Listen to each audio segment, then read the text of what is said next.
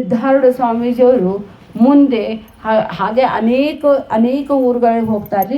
ಅದರಲ್ಲಿ ಈಗ ಸಮಯದ ಅಭಾವ ಇದ್ದಿದ್ದ ಕಾರಣವಾಗಿ ಕಾಶಿಗೆ ಹೋಗ್ಬಿಡೋಣ್ರಿ ನಾವು. ಕಾಶಿಗೆ ಹೋಗ್ತಾರೆ.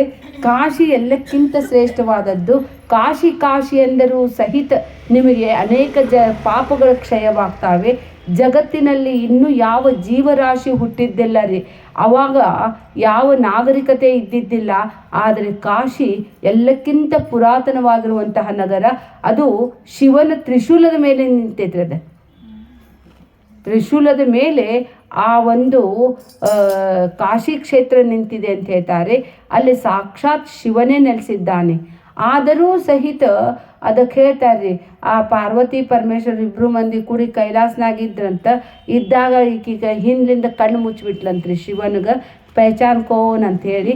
ಆವಾಗ ಶಿವ ಹೆಸರು ಸರಿ ಇರ್ತಾಗಂಥೇಳಿ ದೇವ್ರು ಒಂದು ಕ್ಷಣ ಕಣ್ಣು ಮುಚ್ಚಿದ್ದಕ್ಕೆ ಇಡೀ ಸೃಷ್ಟಿಯೆಲ್ಲ ಅಲ್ಲೋಲ್ ಕಲ್ಲೋಲ ಆಗಿ ಎಲ್ಲ ಕಡೆ ಮಹಾಪ್ರಳಯ ಆಗಿ ನೀರು ತುಂಬಿಡ್ತೈತ್ರಿ. ಆವಾಗ ಎಲ್ಲ ಕಡೆ ಬರಗಾಲ ಬಂದುಬಿಡ್ತೈತಿ. ಆವಾಗ ಶಿವ ಹೇಳ್ತಾನಂತ, ಅದು ನಿನ್ನಿಂದ ಆಗಿದ್ದ, ಹೋಗಲ್ಲೇ ಅನ್ನಪೂರ್ಣೇಶ್ವರಿ ಆಗಿ ಎಲ್ಲರಿಗೂ ಅನ್ನ ವಿತರಣೆ ಮಾಡುವಂತ ಕಳಿಸ್ಬಿಡ್ತಾನಂತ. ಕಳಿಸಿದ ಮೇಲೆ ಅಯ್ಯೋ ಏನು ಮಾಡಬೇಕಪ್ಪ ಅಂಥೇಳಿ ಎಲ್ಲರೂ ಚಿಂತೆ. ಮನ್ಯಾಗ ಹೆಣ್ಮಗಳು ಹೋದ್ರೆ ಹ್ಯಾಂಗ್ರಿ, ಒಂದು ತಾಸು ಬರ್ಬೇಕಂದ್ರೆ ಎಷ್ಟು ತ್ರಾಸ ಐತಿ ನಮಗೆ. ಅಷ್ಟು ಆಕೆ ಹೋಗೇ ಬಿಡ್ತಾಳೆ. ಆವಾಗ ನಂದಿಗೆ ಧರ್ಮ ಪ್ರಚಾರಕ್ಕೆ ಕಳಿಸಿರ್ತಾನೆ ಶಿವ. ಏನು ಹೇಳಿ ಬಂದಿಲ್ಲ ಅಂತ ಸಿಟ್ಟು ಬಂದಿರ್ತೈತ್ರಿ ಅವ್ನಿಗೆ. ಮನ್ಯಾಗ ಹೆಂಡತಿ ಇಲ್ಲಂದ್ರೆ ಭಾಳ ತ್ರಾಸದ. ಏನಲ್ಲೇ ಎಲ್ಲಿ ಹೋಗಿ ಏನಂತ ಧರ್ಮದ ಪ್ರತೀಕ್ರಿ ನಂದಿ. ಏನು ಪ್ರಚಾರ ಮಾಡಿ ಬಂದಿ ಅಂತ ಹೇಳ್ತಾನೆ. ಏನಿಲ್ರಿ ಅಪ್ಪಾರ 3 ಹೊತ್ತು ತಿನ್ನಿರಿ, 3 ಹೊತ್ತು ಊಟ ಮಾಡಿರಿ, 1 ಹೊತ್ತು ಪೂಜೆ ಮಾಡಿರಿ ಅಂದೇನೆ. ಹಣಿ ಬಡ್ಕೋತಾನೆ ಶಿವ. ನಿನಗೆ ಹಂಗೆ ಹೇಳಿದ್ದೆ ನಾ ಏನು ಹೇಳಿದ್ದೆ? 3 ಹೊತ್ತು ಪೂಜಾ ಮಾಡಿರಿ, 1 ಹೊತ್ತು ಊಟ ಮಾಡಿರಿ ಅಂತೇಳಿ ಬಂದಿದ್ದೆ. ನಿನಗೆ ಭಾಳ ಸೊಕ್ಕೈತಿ. ಹೋಗಿಗೆ ಅಷ್ಟು ಮಂದಿಗೆ ಅನ್ನವನ್ನು ಕೊಡುವಂತನಾಗು ಅಂತೇಳಿ ದುಡ್ದಂಗೆ ದುಡಿ ಹೋಗಂತೇಳಿ ಅವನಿಗೂ ಕಳಿಸ್ಬಿಡ್ತಾನೆ. ಅವನು ಓಡ್ಕೊಂಡು ಬಂದು ಅಮ್ಮನ ಕಡೆನೇ ಇರ್ತಾನೆ ರೀ. ಅಮ್ಮನ ಕಡೆ ಇರಾಕೆ ನಡೀರಿ ಮಕ್ಕಳು. ಹಂಗೆ ಒಬ್ಬೊಬ್ರು ಕೆಳಗೆ ಕರ್ಯಾಕೆ ಹೋದ್ರೆ ಇಲ್ಲೇ ನೆಲೆಸ್ಲಿಕ್ಕೆ ಶುರು ಮಾಡಿಬಿಡ್ತಾರೆ ರೀ. ಅದಕ್ಕಾಗಿ ಅಲ್ಲಿ ಎಷ್ಟು ಘಾಟ್ ಅದಾವೆ ನೋಡ್ರಿ. ಅವರೆಲ್ಲರೂ ಪಾರ್ವತಿ ಸಲುವಾಗಿ ಬಂದವ್ರಿ. ಬಂದು ಕರ್ಕೊಂಡು ಹೋಗ್ಬೇಕಿಲ್ರಿ. ಅಲ್ಲೇ ಹೋಗೋಕ್ಕಿಂತ ಇಲ್ಲೇ ಚಲೋ ಐತೆ ಬಿಡು ಅಂತೇಳಿ ಎಲ್ಲರೂ ಇಲ್ಲೇ ನೆಲೆಸ್ಬಿಡ್ತಾರೆ. ಆಮೇಲೆ ಕೊನೆಗೆ ಶಿವ ಬರ್ತಾನೆ ರೀ. ಒಕಾರಿ ಮನೆಯೊಳಗೆ ಅಡುಗೆ ಮಾಡೋರಿಲ್ಲ. ಏನು ಮಾಡಬೇಕು ಅಂಥೇಳಿ ಶಿವ ಭವತಿ ಭಿಕ್ಷಾಂದೇಹಿ ಅಂತೇಳಿ ಅನ್ನಪೂರ್ಣೇಶ್ವರಿ ಹತ್ತಿರ ಭಿಕ್ಷಾ ಬಿಡ್ತಾನೆ ರೀ. ಅದಕ್ಕಾಗಿ ಹೇಳ್ತಾರೆ ಕಾಶಿ ಅತಿ ಶ್ರೇಷ್ಠದ. ಆ ಕಾಶಿಗೆ ಆ ಶಿವ ಬಂದಾಗ ಎಲ್ಲದ ಅನ್ನೋದು ದೊಡ್ಡ ಊರು ನೋಡ್ರಿ. ಅದಕ್ಕಾಗಿ 3 ದಿನ ಉಪವಾಸ ಇದ್ದ ಅಂತ್ರಿ ಅವ. ಹಾಗೇ ಸಿದ್ಧಾರಜ್ಜಗೂ 3 ದಿನ ಆದರೂ ಊಟನ ಸಿಗಂಗಿಲ್ಲಂತ. ಅವಾಗ ಸಿದ್ಧಾರಜ್ಜ ಮನಸ್ಸಿನಾಗ ಇದು ಕತಿ ನೆನಪು ಮಾಡಿ ಶಿವನ ಉಪವಾಸ ಮಾಡ್ಯಾನಂತ ಕಾಶಿ ಒಳಗೆ. ಮತ್ತು ನಾನು ಶಿವನ ಅವತಾರಿನೇ ಅದೇನೆ, ನನಗೂ 3 ದಿನ ಉಪವಾಸ ಆದರೆ ಏನು ಬಿಡಂತೇಳಿ ಅವರು ಇದನ್ನು ಮಾಡ್ತಾರಂತ, ಉಪವಾಸ ಅಂತ ಮಾಡ್ತಾರಂತ. ಮಾಡಿದ ಮೇಲೆ ಅಲ್ಲಿ ಕೆಲವು ಜನರು ಊಟಕ್ಕೆ ಎಲ್ಲೋ ಓಡ್ತಾ ಹೋಗ್ತಿದ್ದನ್ನು ನೋಡಿ ಎಲ್ಲೇ ಹೊಂಟಾಡ್ತಾಡಿ, ಎಲ್ಲಿ ಹೊಂಟಿರೋ ಅಂತ. ಅಲ್ಲಿ ಪ್ರಸಾದ ಐತ್ರಿ ಅಂತ. ನಾವು ಪ್ರಸಾದ ಐತಂದು ಹ್ಯಾಂಗೆ ಓಡ್ತೇವೆ ನೋಡ್ರಿ. ಹಂಗೆ ಬೇರೆ ಊರಿಗೆ ಹೋದಾಗ್ರಿ ಮತ್ತು ಎಲ್ಲಿ ಪ್ರಸಾದ ಸಿಗ್ತೈತೆ, ಎಲ್ಲಿ ಪ್ರಸಾದ ಹಿಂಗೆ ಹುಡುಕಿದ್ದ ಶ್ರೀಶೈಲಕ್ಕೆ ಹೋದಾಗ ಹೆಂಗಾಗಿತ್ತು ರೀ. ಓಡಿದ್ದ ಅವಾಗ ಇವ್ರು ಅಂತಾರೆ ಇಲ್ಲಿ ಪ್ರಸಾದ ಸಿಗ್ತೈತಂತ. ಅನಾಯಾಸ ಸಿಕ್ಕರೆ ಅದಕ್ಕೆ ಬಿಡಬಾರ್ದ್ರಿ. ಆದರೆ ಸಿಗಲಿಲ್ಲಂದ್ರೆ ದುಃಖಿ ಆಗಬಾರ್ದ್ರಿ. ಅವಾಗ ಅವ್ರು ಹೋಗ್ತಾರೆ. ಹೋಗೋ ತನಕ ಅಲ್ಲಿ ಶ್ರೇಷ್ಠ ಜನರದ ಪ್ರಸಾದ ಇರ್ತೈತ್ರಿ. ಕಾಮನ್ ಮಂದಿಗೆ ಕೊಡೋದಿರಂಗಿಲ್ಲ ರೀ. ಎಲ್ಲರೂ ಕುಂತು ಬಿಡ್ತಾರೆ. ಅವಾಗ ಇವ್ರು ಅಂತಾರೆ ನಿಂತ್ಕೊ, ಹೋಗಿ ಬರೀ ಹೋಗಿ ಭಿಕ್ಷುಕ್ ಅಂತ ತಿಳ್ಕೊಂಡು ಇವ್ರಿಗೆ ಹೊರಗೆ ಹಾಕ್ಲಿಕ್ಕೆ ಶುರು ಮಾಡ್ತಾರೆ. ಆವಾಗ ಅವನ ಮುಖದ ಮೇಲಿನ ಕಳೆ ನೋಡಿ ಬೇಡ ಏನೋ ಹಸಿವಿಲಿಂದ ಬಂದಾನೆ ಅಂಥೇಳಿ ಅಲ್ಲಿನ ದೊಡ್ಡ ಇವನು ಪುರಾಣಿಕರಿದ್ದವನು ಕರಿತಾನೆ. ಕರೆದುಕೊಳ್ಳಿ ನೋಡ ನಿನಗೆ ಊಟಕ್ಕೆ ಕೊಡ್ತೇವೆ, ಆದರೆ ಒಳಗೆ ಪಂಕ್ತಿ ಒಳಗೆ ಮಾತ್ರ ಕೊಡುವಂಗಿಲ್ಲ. ನಿನ್ನ ಜನವಾರಿಲ್ಲ, ಒಂದು ಶಿವದಾರ ಇಲ್ಲ, ನಿನಗೇನಂತ ತಿಳಿಬೇಕು, ಭುವಿ ನೀನು. ಅದಕ್ಕಾಗಿ ನೀನು ಬಾಗ್ಲದ ಕಡೆ ಕೂಡು ಅಂಥೇಳಿ ಬಾಗ್ಲದ ಕಡೆ ಕೂಡಿಸ್ತಾರೆ. ಅವಾಗ ಸಿದ್ಧಾರಜ್ಜ ಮನಸ್ಸಿನಾಗ ಅನ್ಕೋತಾರೆ ಬಾಗಿಲಾದ್ರೇನ ಎಲ್ಲ ಆದ್ರೇನ್ರಿ.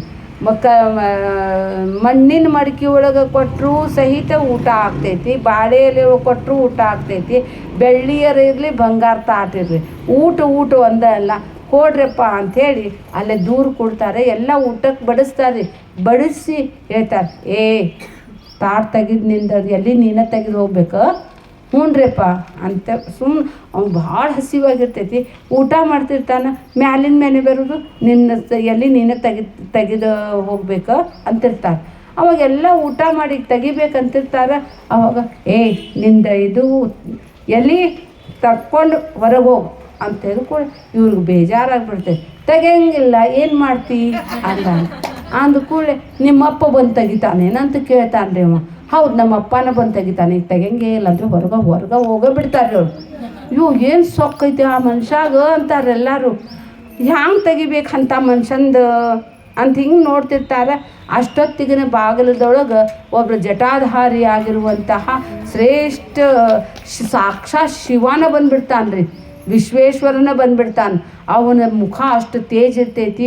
9 ಫೂಟ್ ಎತ್ತರ ಇರ್ತಾನಂತ್ರಿ ಅವ, ಎತ್ತರ ಇರ್ತಾನಂತ. ಅವನ ಕಣ್ಣು ಅಷ್ಟು ಸುಂದರ. ಅವನು ಅಷ್ಟು ಸುಂದರನಾಗಿರುವಂತಹ ವೀರ ಸನ್ಯಾಸಿ ಅಂತ ಒಳಗೆ ಬರ್ತಾನೆ. ಒಳಗೆ ಬಂದು ಅವನ ಎಲೆ ತೆಗ್ಯಾಕೆ ಹೋಗ್ತಾನೆ. ಅಯ್ಯೋ, ಎಲೆ ಎದಕ್ಕೆ ತೆಗಿಯಾಕ್ತಿರ್ತೀರಿ ನೀವು ಅಂತ ಕೇಳ್ತಾನೆ.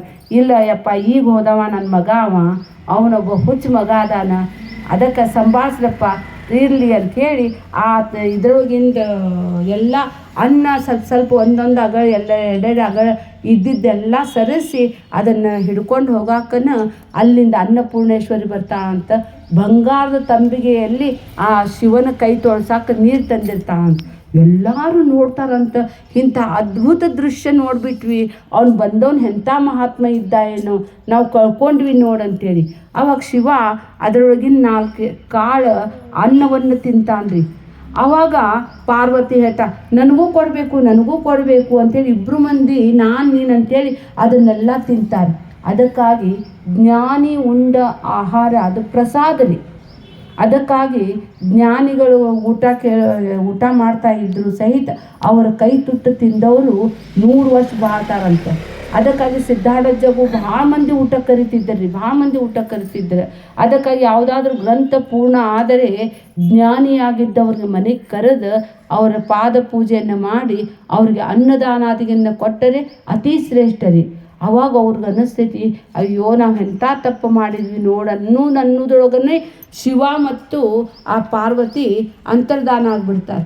ಏನಿಲ್ಲ, ಬಂದವನ ಮನುಷ್ಯ ಇಲ್ಲೇ ಇರ್ಬೇಕು ತಡಿ ಅಂಥೇಳಿ ಅತ್ತಾಗಿತ್ತಾಗ ನೋಡ್ತಾರೆ. ಅವಾಗ ಸಿದ್ಧಾರೂಢಜ್ಜ ಮಣಿಕರ್ಣಿಕಾ ಘಾಟದೊಳಗೆ ಕುಂತಿರ್ತಾರೆ. ಆವಾಗ ಅವ್ರು ಹೇಳ್ತಾರೆ, ನಮಗೆ ಕ್ಷಮ ಮಾಡಬೇಕು, ನಮ್ಮಲ್ಲಿ ಬಂದು ನೀವು 4 ಮಾತುಗಳನ್ನಾಡಿ ನಮಗೆ ಉದ್ಧಾರ ಮಾಡಬೇಕು ಅಂತ ಹೇಳ್ತಾರೆ. ಅದಕ್ಕಾಗಿ ಜ್ಞಾನಿಗಳಿಂದ ಉಪದೇಶ ತೊಗೋಬೇಕ್ರಿ. ಅವರ ಉಪದೇಶದಿಂದ ನಾವು ಧನ್ಯರಿ.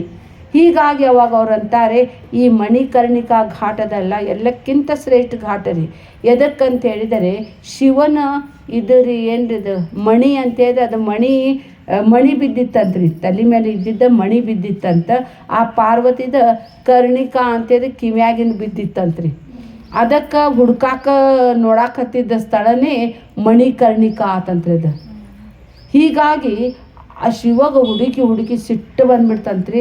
ಅವಾಗ ಒಂದು ಸಿಟ್ಟು ಕ್ರೋಧನಾಗಿದ್ದಕ್ಕೆ ಅಲ್ಲೇ ಇನ್ನಾದರೂ ಸಹಿತ ಹೋದರೆ ಒಂದು ಸ್ವಲ್ಪ ಕ್ರೋಧ ಬರುವಂಥ ಸಾಧ್ಯತೆ ಇರ್ತದಂತ್ರಿ.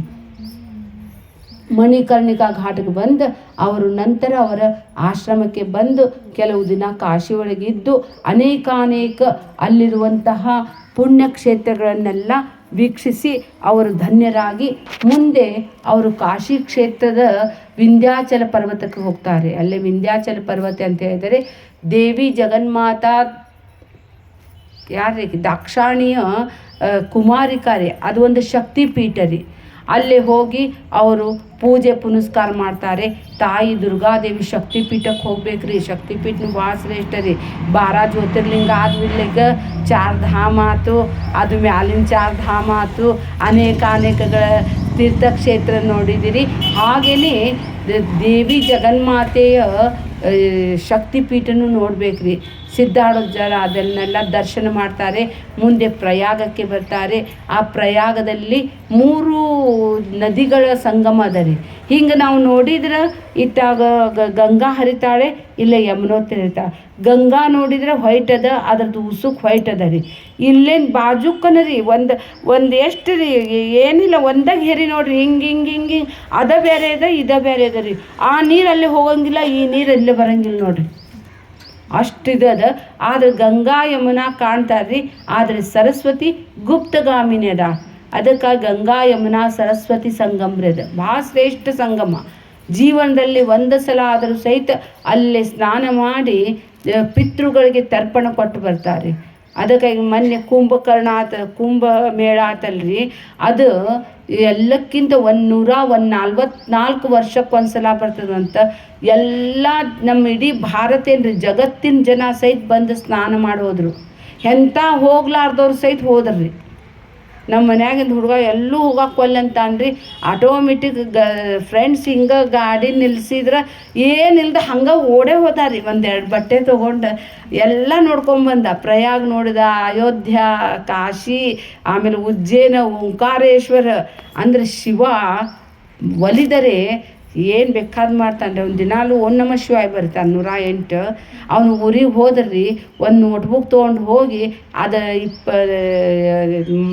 ಊರಿಗೆ ಹೋದಾಗ 2 ದಿನ ಸಿಗ್ತೈತಲ್ರಿ, ಇಡೀ ಪುಸ್ತಕ ಬರ್ಕೊಂಬರ್ತಿದ್ದಾರೆ ಸಣ್ಣವನಿದ್ದಾಗಿಂದ.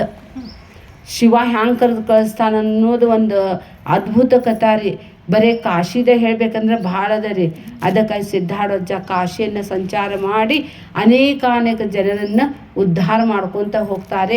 ಅಲ್ಲಿ ಮಲಗ್ಲಿಕ್ಕೆ ಜಾಗ ಸಿಗೋದಿಲ್ಲ. ಅವ್ರು ಯಾವುದೋ ಒಂದು ಮಳೆ ಬರ್ತಿರ್ತೈತ್ರಿ, ಜಗಲಿ ಮೇಲೆ ಕುಂತಿರ್ತಾರೆ. ಇವರು ನೋಡಿದರೆ ವ್ಯಕ್ತಿತ್ವ ನೋಡಿದರೆ ಭಾಳ ಸಿಂಪಲ್ ಇದ್ರಲ್ಲ. ಆವಾಗ ಅಲ್ಲಿ ಇರುವಂತಹ ಒಬ್ಬ ಮನೆ ಆಳ ಮನುಷ್ಯ ಬಂದು ಹೇಳಿದ, ನಿಮ್ದು ಮನೆ ಅಂತಿಕೊಂಡು ಏನಂದ, ಧರ್ಮಶಾಲಾ ಅಂತಿಕೊಂಡು ಏನಂತ ಕೂಡ, ಹಾಂ ಹೌದು ಧರ್ಮಶಾಲಾನೇ ಇದು, ಮುಸಾಫಿರ್ ಖಾನಾ ಅಂತಾನ್ರಿ. ಅನೇಕರು ಬರ್ತಾರೆ ಹೋಗ್ತಾರಂತೇಳಿ. ಅವಾಗ ಮನೆಯೊಳಗೆ ಹೋಗಿ ಹೇಳ್ತಾನೆ, ನೋಡ್ರಿ ಹಿಂಗೆ ಅನ್ನಕತ್ತಾನವ ಅಂದ್ಕೊಳ್ಳಿ. ಅವಾಗ ಆ ಮನೆ ಯಜಮಾನ ಬರ್ತಾನೆ, ಮುಸಾಫಿರ್ ಖಾನಾ ನೈ, ಹಮಾರಾ ಅಂತ ಹೇಳ್ತಾನೆ. ತುಮಾರಾ ಕೈಸಾ ಹೋತಾ ಹೈ, ನೀ ಇದಕ್ಕಿಂತ ಮೊದಲು ಯಾರಿದ್ರು? ನಿಮ್ಮ ಅಪ್ಪ ಇದ್ದ. ಅಪ್ಪನಿಗಿಂತ ಮೊದಲು ಯಾರಿದ್ರು? ಅಜ್ಜಿದ್ದ. ಅಜ್ಜನ ಮೊದಲು ಯಾರಿತ್ತು? ಮುತ್ತಜ್ಜ ಇದ್ದ. ಹಿಂಗೆ ಬೇರೆ ಬೇರೆ ಬಂದು ಇದ್ದಿದ್ದು ಹೋಗಿದ್ದ, ಹೌದಿಲ್ಲ? ಇದು ಮುಸಾಫಿರ್ ಖಾನ. ಅಯ್ಯೋ ಇವೊಂದು ಜ್ಞಾನಿ ಇದ್ದಾನಂತೇಳಿ ಮನೆಯೊಳಗೆ ಕರೆದು ಅವ್ರ ಹೊಟ್ಟೆ ತುಂಬ ಊಟ ಮಾಡಿಸಿ ಅವರು ಮಾರನೇ ದಿನ ಹೋಗುವಾಗ ಅವ್ರು ಹೇಳ್ತಾರೆ, ನಮಗೆ ಮಕ್ಕಳು ಇಲ್ಲ, ಅದಕ್ಕಾಗಿ ನಮ್ಮ ಮಕ್ಕಳಾಗುವಂತೆ ಆಶೀರ್ವಾದ ಮಾಡಿರಿ ಅಂತ ಹೇಳ್ತಾರೆ. ಯಾರ ಮನೆಯಲ್ಲಿ ಅತಿಥಿಗಳು ಬರ್ತಾರಲ್ರಿ, ಅವ್ರದ್ದು ಸೇವಾ ಯಾರು ಮಾಡ್ತಾರಲ್ರಿ, ಸೇವೆ ಮಾಡಿದ್ದವರ ಮನೆಯಲ್ಲಿ ಉತ್ತಮ ಸಂತಾನ ಉಂಟಾಗುತ್ತದೆ. ಐಶ್ವರ್ಯ ಇದ್ದರೂ ಸಹಿತ ಕರೆದು ಊಟಕ್ಕೆ ಕರೀಲಿಲ್ಲ, ಭಾಳ ತ್ರಾಸದ ರೀ. ಕರೆದು ಊಟ ಕೊಡ್ಬೇಕ್ರಿ. ಅದಕ್ಕಾಗಿ ಮಾತೃದೇವೋಭವ, ಪಿತೃದೇವೋಭವ, ಆಚಾರ್ಯ ದೇವೋಭವ, ಅತಿಥಿ ದೇವೋಭವ ರೀ. ಅತಿಥಿ ಭಾಳ ಶ್ರೇಷ್ಠದಾನ್ರಿ. ಆ ಅತಿಥಿ ಬಂದಾಗ ಅವನು ವೈಶ್ವಾನರ ರೂಪದಿಂದ ಬರ್ತಾನೆ. ಅವನ ವೈಶ್ವಾನರ ಜಠರಾಗ್ನಿಯಲ್ಲಿ ಬೆಂಕಿ ಉರಿತಾ ಇರ್ತೈತಿ. ಒಂದು ವೇಳೆ ಬಂದ ಅತಿಥಿಯ ಪೂರ್ಣವಾಗಿ ಅನ್ನದಾನವನ್ನು ಕೊಡಲಾರದೆ, ಅವ್ರಿಗೆ ಪ್ರೀತಿಯ ಮಾತುಗಳನ್ನು ಆಡಲಾರದೆ ಕಳಿಸಿದ್ದೆ ಆದರೆ ಅವ್ರ ಮನೆ ಸುಡ್ತೈತಂತಾರೆ. ಅವ್ರು ಸುಟ್ಟರೆ ಮುಂದೆ ಏನು ಉಳಿಯಂಗೇ ಇಲ್ಲ ರೀ. ಅದಕ್ಕಾಗಿ ಆ ಸಿದ್ಧಾರೂಢಜ್ಜನಿಗೆ ಅಷ್ಟು ಕರೆದ ಪಕ್ವಾನ್ನ ಊಟ ಮಾಡಿಸಿದ್ದಕ್ಕನ್ನು ಅವ್ರಿಗೆ ಆಶೀರ್ವಾದ ಕೊಡ್ತಾರೆ. ನಿಮ್ಮ ಮನೆಯಲ್ಲಿ ಕುಲಪುತ್ರ ಹುಡ್ತಾನೆ, ನಿಮ್ಮ ವಂಶೋದ್ಧಾರ ಆಗ್ತದಂತೆ ಹರಿಸಿ ಸಿದ್ಧಾರೂಢಜ್ಜ ಮತ್ತೆ ಮುಂದೆ ಹೋಗ್ತಾನೆ. ಭಾಳ ಚಂದ ಕಥೆ ಇದ್ದಾವೆ. ಆ ಸಿದ್ಧಾರೂಢಜ್ಜನ ಕಥೆ ಕೇಳಿದರೂ ಎಷ್ಟು ಕೇಳಿದರೂ ಕಡಿಮೆ ಇದೆ.